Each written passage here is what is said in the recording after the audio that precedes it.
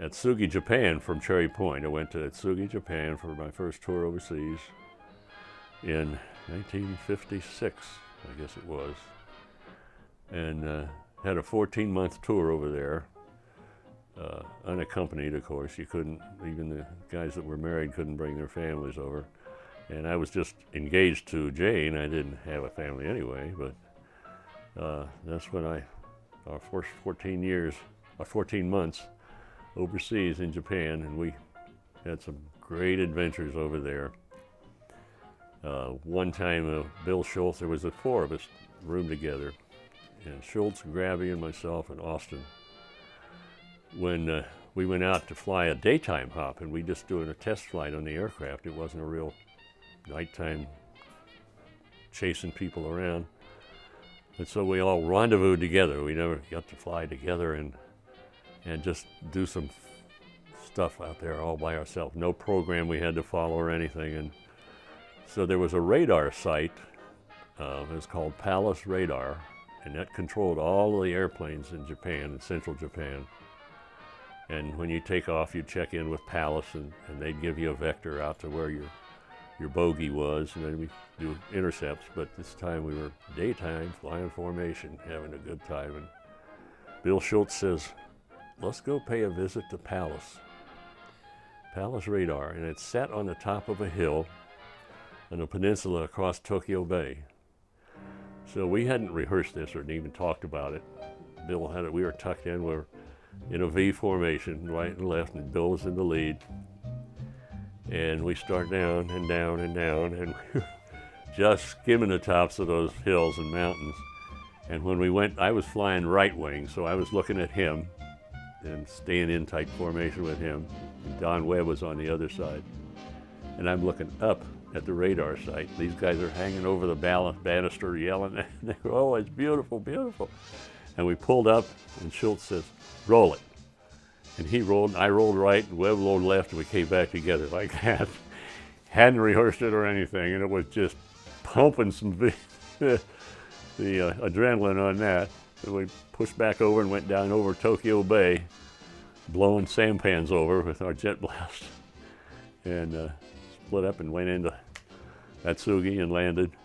That was a great hop on that one. That was enjoyable. And Japan is a very crowded but a very pretty country, and beautiful to fly over. And mostly rice paddies, hundreds and hundreds of rice paddies, one after another.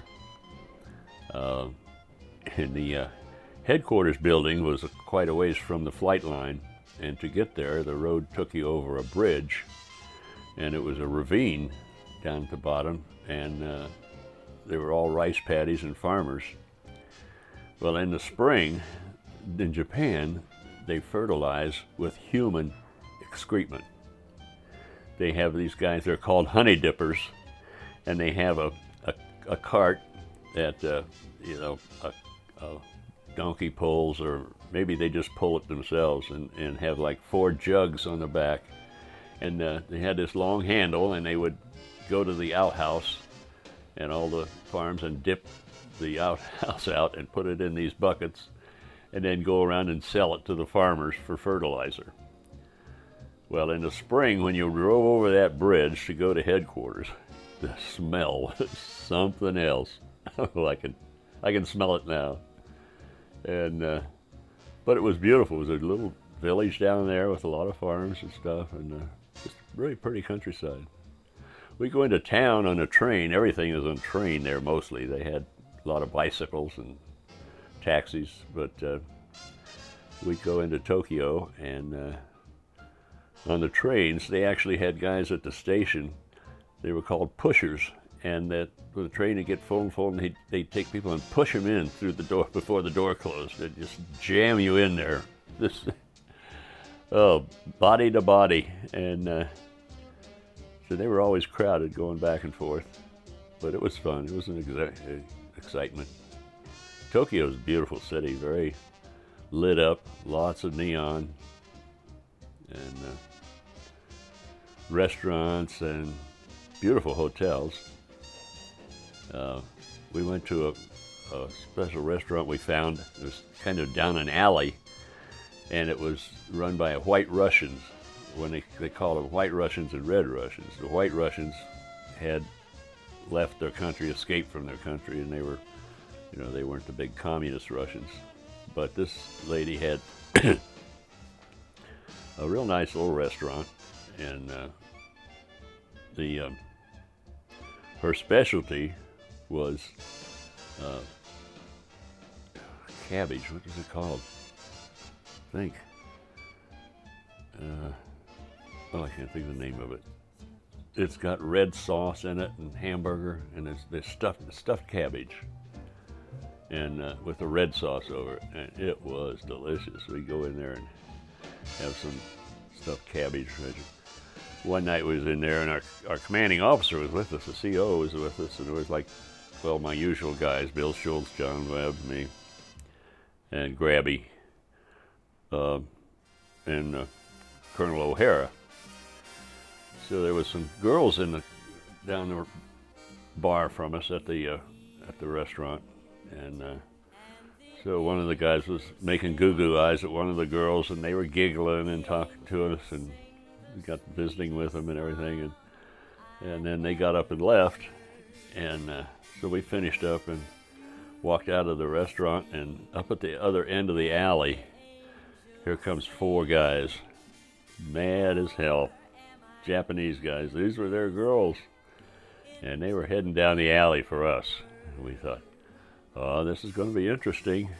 We were bunched up together, ready to go at it, and up at the head of the alley, pulled an MP, military police, in a cruiser, and hit the siren once, and these guys turned around and ran, and we're glad to see them, and went up and talked to them, and they said, this is not a good place to hang out. He said, this is just in this dark alley and in a bad part of Tokyo. And so we got out of that okay. Let's see, I was, like I said, engaged to Jane then, and I had bought a motorcycle over there, a little 350cc, and was going from our hooch to the flight line for a lecture by I think it was a safety lecture by the chaplain or something like that we had to go to during the daytime. And over in Japan, you drive on the left side of the road. And of course, we did that on the base too, as well as in town. So I was going down the left side of the road, and there was a truck coming up the other way. He was parked. It was a big 10,000-gallon diesel refueling truck, semi. And he was the refueling farm was right off to the left of me, on the left side of the road.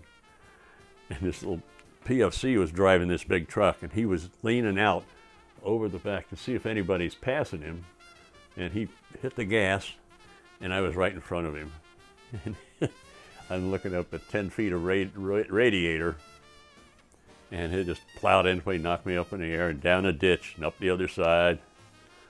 And I just laying there, I turned the motorcycle off and tried to pull myself out from under it. I thought both my legs were broken. Everything hurt. And the guy, this little PFC, was scared to death. He thought he just killed a second lieutenant. And he pulled me out from under it, and my legs were fine. They were sore and beat up. I stood up, and my elbow had fractured, and the bone had come out through the bone. It was a compound fracture of my elbow, and that was the hurting part. So the ambulance came and picked me up and took me to sick bay. They didn't have any surgery or anything there. It was just giving you a pill for your cold for the day. So they put me in an ambulance and drove me into Yokosuka, in the city right next to Tokyo. And I was in the back of this ambulance with 2 sailors up front driving it.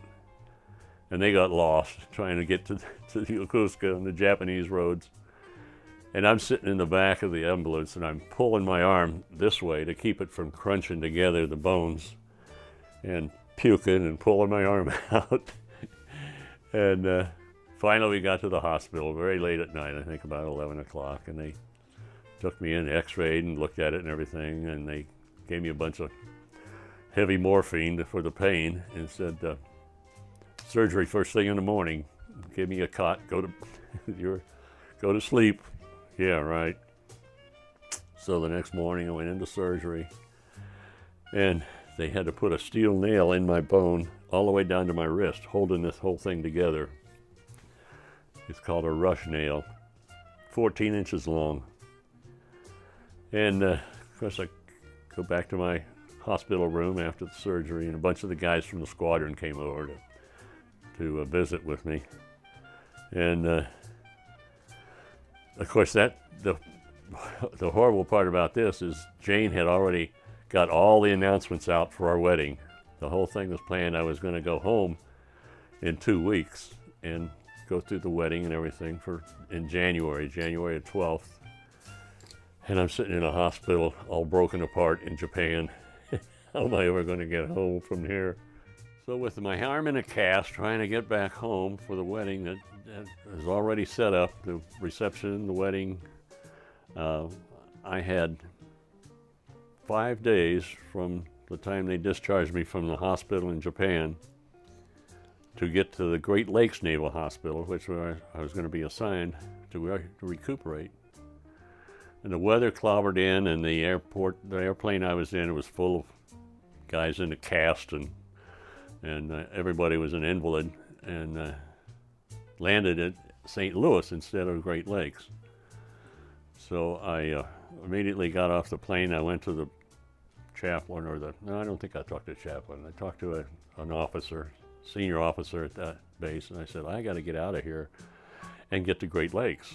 And he said, the weather, you can't go in that airplane without perfect weather because it's so full of invalids.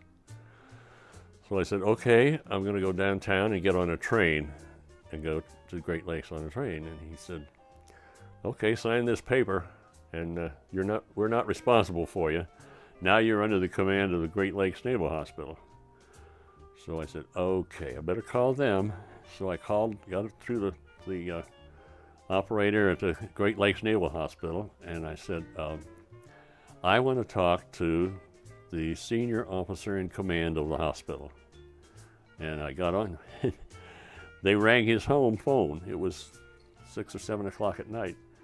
And they rang his phone, and he picked up the phone, and I told him my sad story. I'm in St. Louis. I have to get up to check in with you and then check out with you and get home to Columbus for a wedding in 4 days. And this guy said, he was a Navy four-striper, which is one rank under an admiral. And he says, you just interrupted my dinner with a whole house full of guests. Are you crazy? I said, I'm sorry, Captain, but I gotta get on. And he says, just go ahead and get on the train and get up here. So I did, and when I got in there, they checked me into the hospital and put me in a room. And then next morning, the orthopedic surgeon was making his rounds, and he had a bunch of interns walking along with him saying, yes, sir, and he was showing them my cast and my x-rays, and as he was leaving, I said, oh, Commander, I got a problem. I got to get home to Columbus in 2 days. And he said, no way. He said, you're just in from overseas. You're automatically quarantined for a month so that you're not carrying anything from Japan. I said, that's not going to work. He said, well, that's the way it is. And he just walked out. So I said, okay, I know who I can talk to. I've already talked to the commanding officer of the whole hospital. So I got on my uniform and walked into the commanding officer's quarters. And early in the morning, he had a female wave, his secretary out front. And I said, I'm Lieutenant McCaffrey. I want to speak to the captain. And she said, just wait here. And she went in his office. His name was R.H. Blood. Think of that. R.H. positive, R.H. negative, but his name was R.H. and his last name was Blood. He was just a bull of a man. I walked in there at strict attention. And he says, and when she asked him if I could, talk to him, and he said, send that crazy Marine in here. I walked in there shaking in my boots. I stood at attention and said, you know, First Lieutenant McCaffrey to see the captain. What the hell's wrong with you? What are you doing now? I said, Captain, I've been in Japan for 14 months, and my fiance has a complete wedding announced for 2 days from now, and I got to get to Columbus, Ohio. He said, if you got the guts to do what you did so far, just get on a plane and get out of here. I'm giving you 6 days leave. And I said, oh, thank you, sir. And I ran out, packed a bag, went down to the airport at O'Hare, got on an airplane for Columbus. And, well, my arm is in a cast up to here, and Jane greets me at the airport. We didn't have a wedding license. We didn't have our blood test done. We didn't have anything. And so her mother worked downtown at a big influential place with the Democratic headquarters. And she got the license all taken care of, got it to us, and we got a doctor to do a quick blood check and did that. And the next day was the wedding, and it went off fine. I'm in a suit with, I could barely get my arm in there with my cast on, and one-armed, and they had a beautiful wedding, and down at the cathedral downtown. And then the reception was at a reception house way out on the east side of Columbus. And nice reception, some drinks and so forth. And okay, we're off on our honeymoon, a 2-day honeymoon. We had 2 days to get back to Great Lakes Naval Hospital and get checked in. So I jumped in the car, and it just so happened that they'd had 12 inches of snow the day before. For the last 2 days, it had been snowing in Columbus. I'm driving with one arm and my new bride in my new car, and headed to, we got to Cincinnati, Ohio, 90 miles away from home. I said, here's our honeymoon. We're going to get a motel here. I'm going to drive in this snow anymore. We found a real nice motel, and that was our honeymoon, the first night in Cincinnati, Ohio. Got up the next morning and started driving to Great Lakes, another, gosh, I think it was like a 20-hour drive in the snow, and got to the hospital in time and checked in. But before I checked in, we stopped in Waukegan, Illinois, which is the first town outside the gate of the hospital. And somebody famous, Jack Benny, I think, or somebody was born in Waukegan, or something like that. Anyway, I found a little walk-up apartment on the top floor of a big apartment house, a regular home, but they made an apartment up there. And signed the lease, we're in, we got our bags in there, and next morning, checked in up at the hospital, and they said, well, you can stay in a room here, you can commute if you want. I said, I've got a place to live in Waukegan. They said, okay, that's fine. We'll find some jobs for you to do while you're here until you get released with your arm. And they made me the officer in charge of dead bodies. My assignment was to go down to the where you keep dead bodies, the morgue of the hospital. And I had to check each corpse to make sure they hadn't taken parts off of him and sold them to somebody or whatever. I'm pulling the sheets off and looking to see if he's got all these equipment. Guys have been dead for 4 or 5 days or a week. Really great duty. And so that lasted about a month, I think, and I was ready to get discharged from the hospital. My arm was healing and all that, so they discharged me, and we drove back to Columbus and found an apartment out on the east side of Columbus, and rented an apartment, and got sort of settled in there. And I decided I was going to go back to Ohio State and finish my degree, because I only had 2 years when I left for the service. So I joined a reserve outfit there at Columbus, Naval Air Station Columbus, and went up and registered at Ohio State and started off my last 2 years. Well, of course, a baby came. Mary Shannon, my first. And I was taking finals in December when she was born. and got into my last year, and I hated college, but I did make about a 3.0, and the second year was just my year I was going to graduate. December, here comes baby number 2, Molly. They were, what, 11 months apart or something like that. Let's see, they were both December, so they were less than a year apart, a week or so. And of course, graduation and so forth, and we decided we'd have to find a house to live in. So I got my degree, and I was working for Jane's uncle, George, in a travel agency, taking the guided tours all over the country. So I'm still traveling and being gone, which was not too fun for Jane and the kids and 2 babies. And guess what? Next December, here comes number 3, and that's Peggy. Shannon, Molly, and Peggy. Newborn, 1-year-old, 2-year-old. And we struggled along working for the travel agency. And, well, it was all done on the railroad. The Pennsylvania Railroad was where George Houck originally worked, and then until he opened his own agency. So he had a lot of Midwest and Western tours, Canada and the West Coast.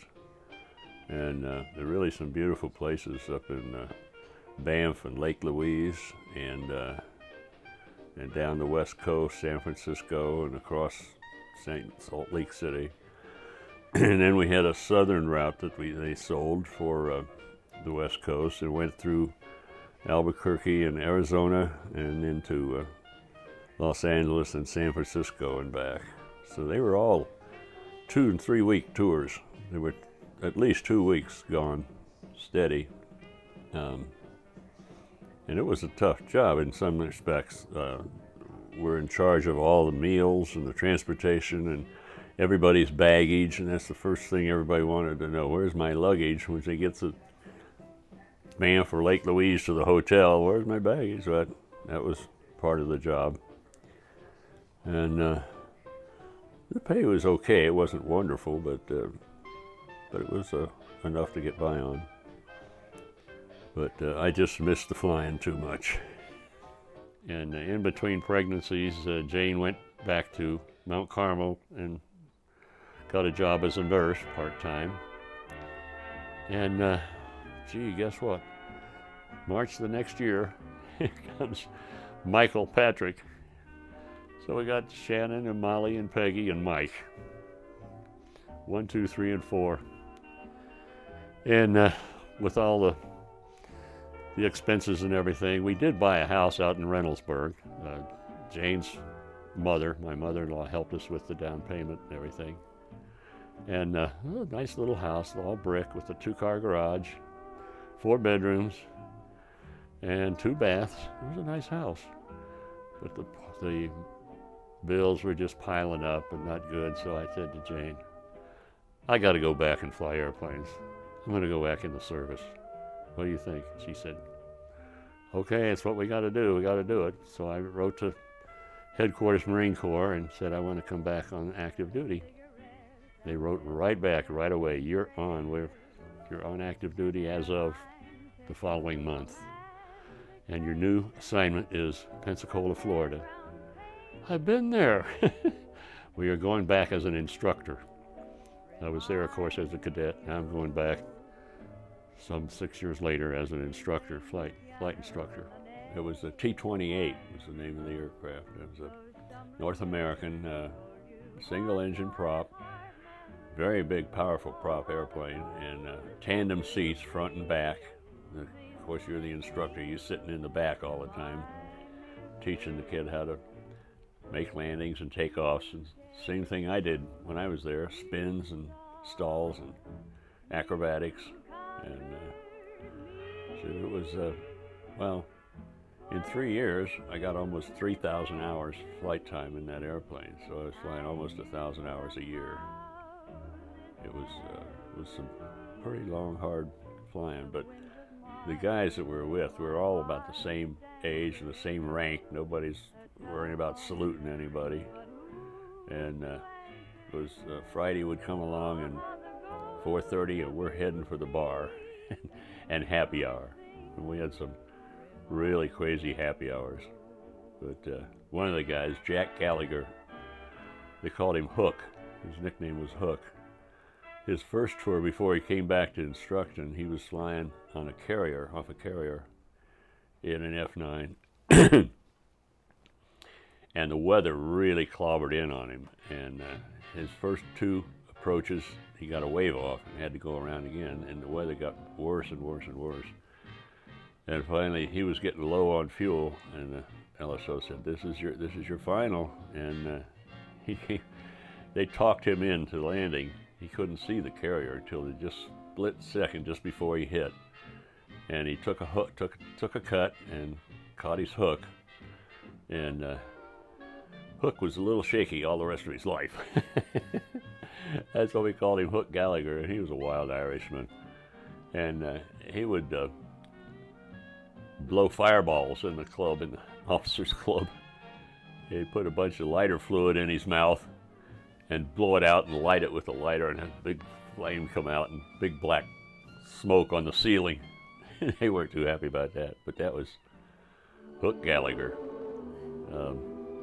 That's when my best buddy was Bill Mullins, and we went to Vietnam together. Well, he came over after I did, and I was there first, and he went to Chu Lai, I went to Da Nang, and his name was Mullins, and there was a cartoon strip in the newspaper called Moon Mullins back in those days, and it was just a funny strip about a guy that had a garage, a mechanic, and funny things happening. And so, of course, him being named Mullins, that was his name, Moon. He was Moon Mullins forever. And but anyway, he didn't make it back from Vietnam. He died on a night mission over in Cambodia. They don't really know whether he got ground fire or whether he was too low and his own bomb blast hit him or what, but he didn't make it back. Really struggled with that. He was an Irishman, of course, Mullins. At happy hour, we'd get a few hookers in us, and he'd start singing Danny Boy. And he had an Irish tenor singing Danny Boy. It would just bring tears to your eyes. And, well, when we found out he was missing, we said, if we ever rescue a prisoner of war camp, and get the guys out, if somebody's singing Danny Boy, we'll know his Moon's okay. But he didn't make it back. And that was my second time overseas. Like I said, we spent 9 months before we even started for Da Nang. We were packing up everything and getting it loaded up to take it down to Vietnam. So when I got to Vietnam, I only had like 6 months left on my tour, and I didn't see much of the war. I was only there for 6 months, but I saw enough. The bad part was when you'd go over to the other side of the camp at the terminal, and the whole ramp would be full of rubber bags, dead Marines. Taken back on the airplane in a rubber bag. It was hard to look at. But Moon was the only really close buddy that I lost in Vietnam.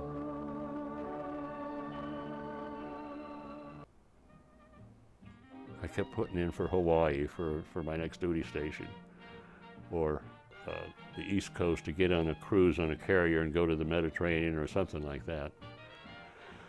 They took me up and shipped me back to Japan. So, as we're on our leave, vacation, right before we go overseas, we're going to go back to Columbus. And in the meantime, we decided to go to Baltimore, Maryland, and visit my mom and dad. Dad had gotten transferred there from Columbus. And we stopped at Gatlinburg, Tennessee. We had a nice vacation going up to Baltimore. So we're going from there back to Columbus, and then I'm going to park the family in the house and go back overseas. And On the way back into Columbus from Baltimore, Jane says, "I'm pregnant." So here comes Patty Fitz. And, Jim was born also down in Pensacola when I was instructing. And so I'm due to go overseas, and Jane's pregnant again with a baby. I don't even get to see that one. And so back overseas for 14 months. Well, the first couple of months I was in Japan, Atsugi, Japan, and we got shipped to Vietnam. And that wasn't a very happy thought, but that was the orders. I had to ship all of Mag 11 out to Da Nang, Vietnam. I was the combat cargo officer for the group. I didn't even get a squadron when I got over there. They made me a disc jockey. But I had to pack up the whole Mag 11 and ship it all down to Da Nang. 3 cargo ships load full of troops and equipment, and of course the 24 airplanes and the pilots that flew them into Da Nang. And I had to load up 15 C-130 cargo planes, one right after another, getting all our gear on there. They had to be there when the airplanes got there, and the ships didn't come in for another 3 weeks. So I had to load all those aircraft at Atsugi and fly them into Da Nang, unload all that stuff. And I took the last airplane out, and with the CO's Jeep, so he could have a Jeep, and landed at Da Nang and headed right over to the main base and offloaded all those aircraft and all that equipment. And the Air Force had already set up in Da Nang at the Hard airport, and they put us Marines over in the dirt. We had tents and cots.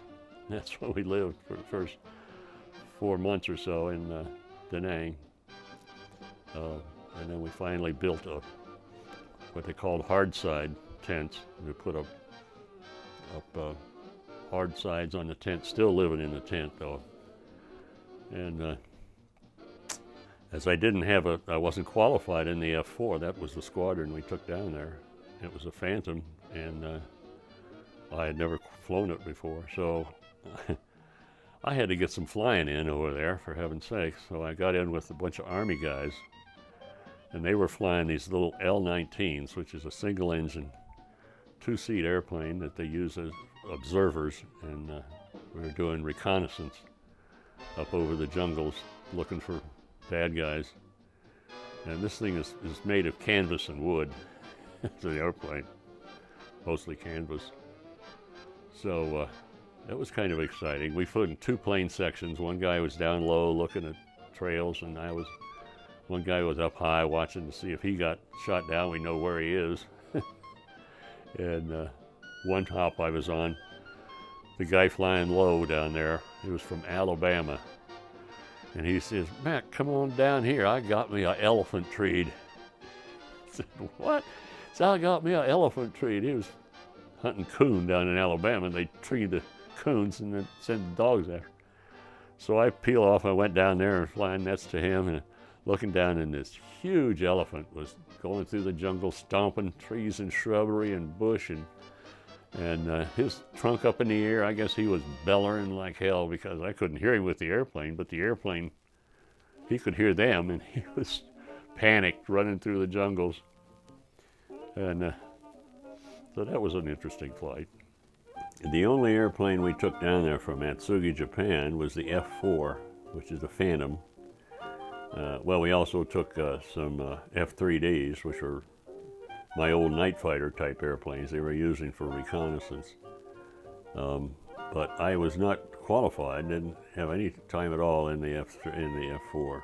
So the only flying I could do with the squadron was in the back seat as a radar operator, which I wasn't a radar operator. I was just riding along and just seeing some of the missions. We had a couple bombing missions I was on, and one mission where we were dropping 500-pound daisy cutters, what they were called. They had on the nose of the bomb, they had a 6-foot piece of steel pipe screwed into the fuse, And when you dropped the bomb went off 8 feet above the ground and just completely wiped out all the trees and shrubs and everything. So it was to make a clearing for helicopter landings. And they were called daisy cutters. And most of the flying I did was in a little single engine, twin seat Cessna. Well, we called them an OE, and they were used for observation and artillery spotting and that sort of thing. So I flew with the Army in a lot of those missions. I think I flew like 23 missions with them, and just went out in the grunt jungle looking for whatever we could see that looked bad or looked good or whatever. We had a 2-plane section. One guy would fly low cover and the other one would fly high cover. And the low guy was down right on the treetops looking for trails and bad guys and stuff like that. And the other guy is up on top about 5,000 feet above him, so he could watch him in case he gets shot down or crashes or whatever, which did happen twice. Not with me. One of the guys that I had flown with, Mike Pepe, had I still don't know whether he had an engine failure or he got somebody shot at him anyway. He crashed in the trees and got beat up pretty bad. The guy in the back seat also got beat up, but the guy that was flying high cover called in right away and said that Mike went down, and they sent helicopters out there. He stayed right over the spot so they could find him, and it was so dense with trees that some of the helicopters couldn't even get in there. So they finally got a chopper in there and picked them both up, and I went up to see Mike in the hospital, and he had a cut going from his right across his face down into his shoulder, and where the windshield had crashed on him, and they were working on him in his shoulder. When I went over to see him, the 2 doctors were all over him looking, and his shoulder had been displaced, so he was trying to get that fixed. And I went in to see him. We were smiling. I said, "Well, Mike, you got a trip home?" And he says, "Yep, right now I'm on my way out of here." And so of course he was, wounded and sent home.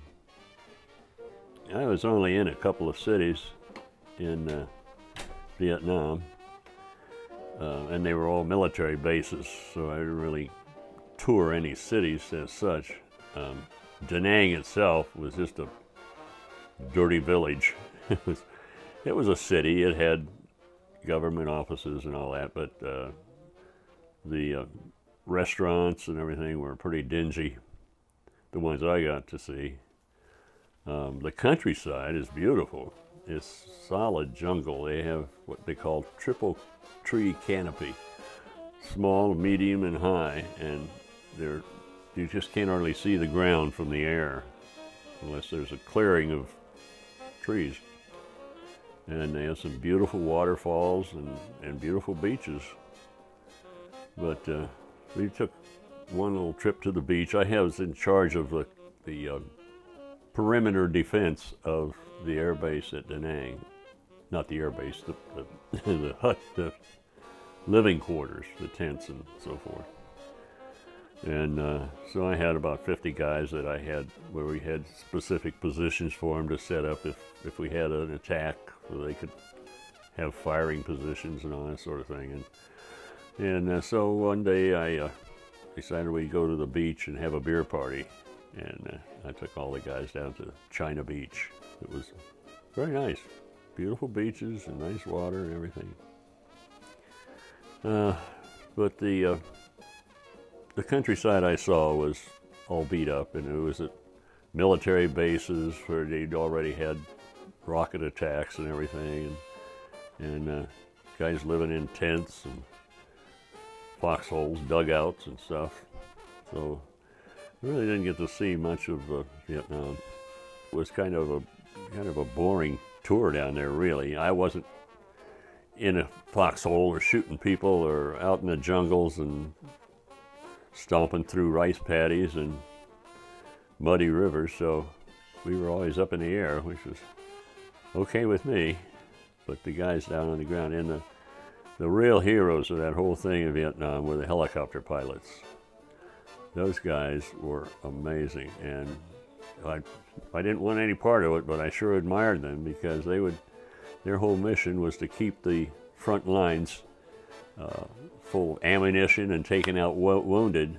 And if they were in a big firefight, they'd go in and land right in the middle of all that firefight and pick up the wounded and drop off ammo and medicine and drag the wounded out of there. And of course, a lot of them got shot down. A lot of them survived. And had a good friend of mine got shot down 3 times in his helicopter, and he did 2 tours in Vietnam. He did, I guess, 24 months or something like that.